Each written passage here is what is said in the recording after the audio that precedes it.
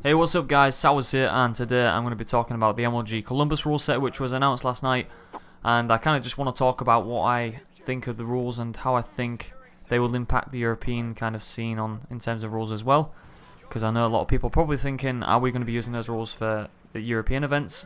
So I'll kind of touch upon that, and it is one of the main topics of discussion at the moment, because I think that's the one thing that Call of Duty Ghosts really is lacking in terms of settings and game types, as I've talked about already on my channel. But at the moment there is a gameplay as well in the background against Millennium on Octane with my team that it will be looking to go iSeries. Organisation news will be announced soon. We are currently talking to a few. But yeah, like I said, the MLG rule set was announced last night, and there's a few things that a lot of people kind of saw straight away as quite alarming in terms of what's been added to the rules. So I'll kind of go through that, then I'll talk about what I think will be used for iSeries from the people I've talked to from iSeries, and kind of how I think things will go in general after that as well. But I also want to talk about next gen COD as well, COD Ghost, sorry, because I've watched some gameplay and tried to look at a few differences that might be different from the 360 version, and there's a few, not much in terms of gameplay, more how the game looks and a few things like that. So let's get straight into the MLG rules. I mean, we look at the maps. Blitz is added, because I'm looking at the maps here, and the Blitz is in with 3 maps for Blitz, which is Freight, Octane and Warhawk. And as I've said many times, for me Blitz is absolutely terrible, and I'll just kind of, I've already kind of given a rundown already about Blitz, but I just think because of the way that the game, the game type is, it's just so random and requires such little teamwork compared to all the other game types that we're seeing in competitive COD. In my opinion, the only reason that it is there is to make up the numbers in terms of game types. So, okay, we've got 2 dominations, 2 S&Ds and 1 blitz, and it looks better on paper. But for me, I would much rather play, 3 S&Ds or 3 dominations, and 2 of the other game types. So there's just 2 game types.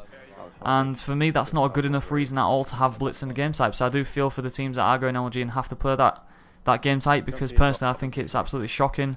I've not seen one good argument as to why the current state that Blitz is in is actually competitive in any way, shape or form, and I don't think I will see a reason for it. Even with an added countdown timer where you sit on the flag for 3 seconds, I still think it's a game type that requires very little skill, a lot of luck, and just isn't something that should be in competitive COD. So I'll go back into that too much more because people kind of know my opinions on that already. Domination, Search and Destroy, the maps are Freight, Octane, Sovereign and Strike Zone for Domination, which I'd say are definitely the 4 best maps, so that's pretty good selection by them. The reason Warhawk was taken out for Domination, I believe, is because that a lot of teams had begun to adapt in a style that meant people were hiding in buildings with AR silencers and things like that, and then just waiting for people to jump on flags. Because there's quite a few buildings on that game which are in good vantage points, and when you're trying to break a hill, when you're jumping on the hill with your teammates and one person just pops out of a window with an AR and takes you all down, it's not very skillful, is it really? But I didn't have too many problems with that map, but that's why it was taken out, I believe. Search and Destroy, Freight, Octane, Sovereign and Warhawk. And so they've obviously taken out, I believe, I think it's Overlord that was taken out, and I quite like that as an S&D map, but yeah, that's been taken out as well. So there's the maps there. But this is where the part where everybody's kind of panicking a bit, which is score streaks for Assault and Support are all banned, but the Specialist perks are allowed. And that basically means obviously that per kill everybody's going to get more perks. Sorry. So if a player's on an 8 kill streak or whatever, they'll have every perk in the game.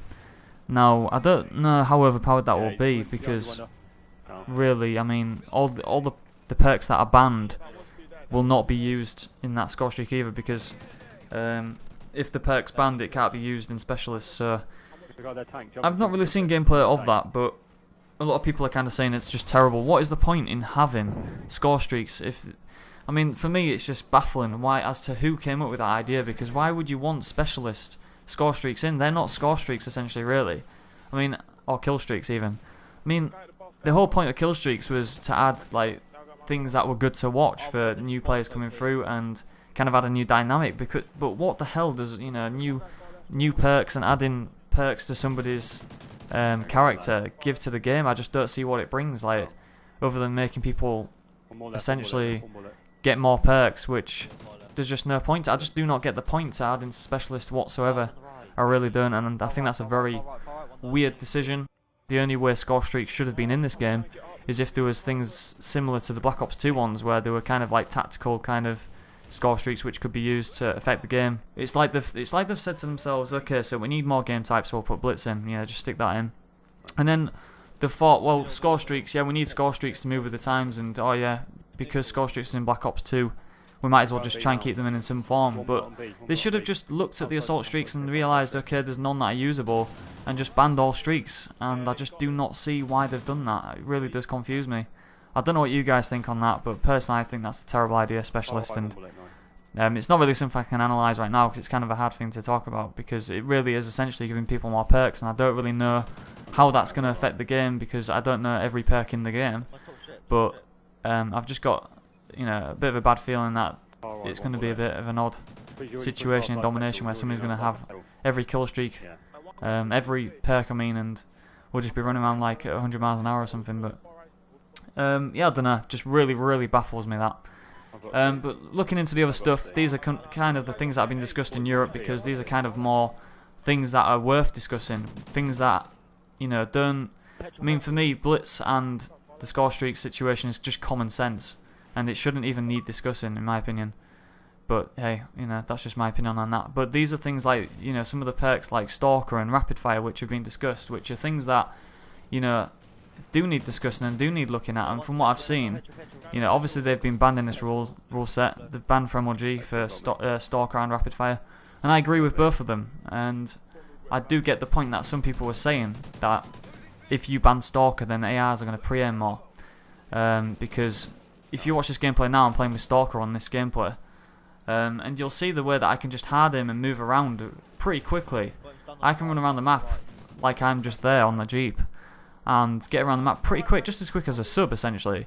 And it does speed the game up, you know, it does speed the game up when you look at it like that. But if you look at it differently and realise that if an assault rifle hasn't got Stalker, then yes, they can't move around the map as much, and they are going to pre-aim.